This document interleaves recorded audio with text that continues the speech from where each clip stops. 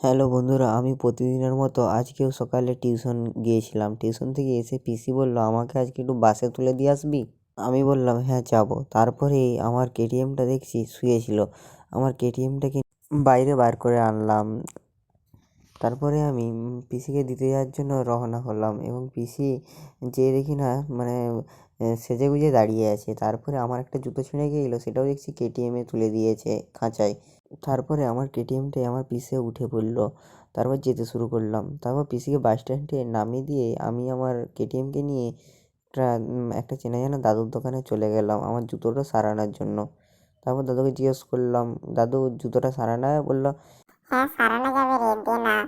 তারপরে এই জুতাটা আমি তাকে দাদুকে দিয়ে দিলাম। তারপরে দাদুর দিকে দেখছিলাম কী করছে, অপেক্ষা করছিলাম কখন হবে।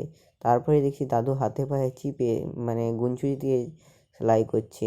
দেখতে দেখতে দেখলাম দাদুর পাশের দোকানে একটা লোক লটারির টিকিট বিক্রি করতে, যেগুলো নিয়ে ছোটোবেলায় খেলতাম আমরা। তারপর দেখলাম কী করছে।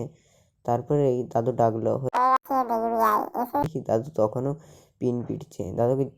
দাদু পিন পিটছে, আমি সেটা দেখলাম। তারপরে দাদুর পিন পিটা হয়ে যাওয়ার পরেই আমাকে দাদু জুতোটা হাতে দিয়ে দিল। তারপর জুতোটা আমি চেক করার জন্য পায়ে আমার জুতোটা খুলে সেই জুতোটা পরলাম। তারপর দাদুকে বললাম, হ্যাঁ ঠিকঠাক আছে। তারপরে জুতোটা ব্যাগের মধ্যে ভরে নিলাম। তারপরে আমি পকেট থেকে টাকাটা বার করে দাদুকে দিয়ে দিলাম। দাদুকে টাকাটা দিয়েই আমি সঙ্গে সঙ্গে আমার কেটিএমটা নিয়ে আমি সেখান থেকে চলে আসলাম। তারপরেই মনে হলো কিছু খাবো। তার জন্যে আবার একটা আরেকটা দাদুর দোকানে এসে আমি কয়েকটা চকলেট ও কয়েকটা জিনিস নিয়ে নিলাম সেখান থেকে। তারপরে দাদু দিয়ে দেওয়ার পরে আমি দাদুকে তাড়াতাড়ি করে আমার কাজ ছিল তাই তাড়াতাড়ি করে দাদুকে টাকা দিয়ে দিলাম।